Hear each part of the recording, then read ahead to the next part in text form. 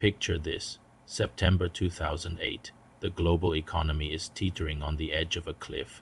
Lehman Brothers, a 158-year-old titan of Wall Street, has just declared bankruptcy. Panic spreads like wildfire. Stock markets plummet, and ordinary people watch in horror as their life savings, their homes, and their jobs vanish into thin air. This was the Great Recession, the most severe economic crisis since the Great Depression. But what really caused this financial earthquake? Was it a simple accident, or was something far more sinister at play? For years, the story we were told was simple: greedy bankers and reckless lending. The star villain of this story? The subprime mortgage. These were risky home loans given to people who couldn't really afford them.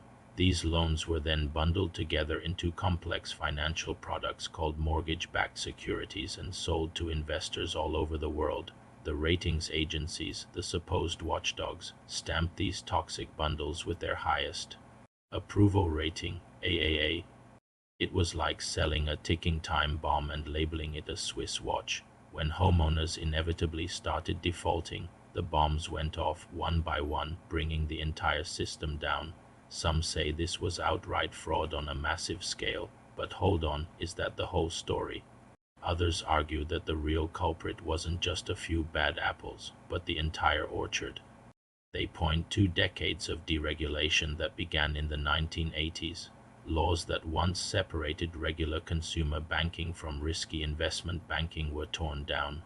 The argument was that the free market, if left alone, would regulate itself. Alan Greenspan, the then chairman of the Federal Reserve, was a major champion of this idea.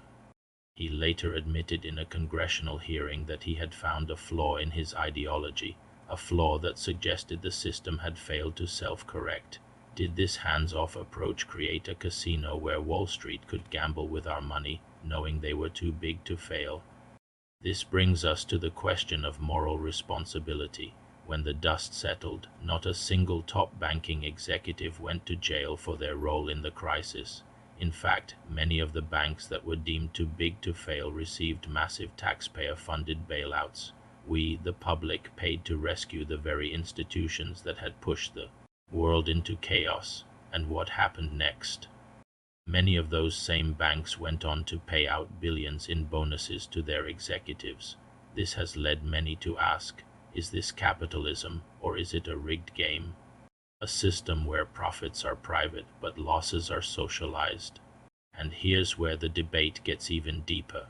Some theorists suggest the 2008 crisis wasn't an anomaly at all, but an inevitable feature of modern capitalism. They argue that the system is inherently unstable, constantly chasing growth and profit, which leads to boom and bust cycles that get bigger and more destructive each time. They point to the ever-widening gap between the rich and the poor, and argue that financial crises are just a symptom of a much larger, systemic problem. In this view, blaming just the bankers or the regulators is like blaming the iceberg for sinking the Titanic without acknowledging the ship was sailing too fast in dangerous waters. So, where does the truth lie? Was it a crime scene orchestrated by fraudulent bankers? Was it a policy failure born from a blind faith in deregulation? Or was it simply the inevitable self-destruction of a flawed economic system? The scary part is, experts are still fiercely debating these questions today. Each theory holds a piece of the puzzle, but none seems to fully explain the catastrophe. As we navigate new economic uncertainties, the ghost of 2008 looms large, reminding us that the ground beneath our feet might not be as solid as we think. The one thing that seems certain is that the story is far from over, and the final chapter has yet to be written. What do you think was the real cause? Let us know in the comments below. Thanks for watching, and don't forget to subscribe for more deep dives into the topics that shape our world.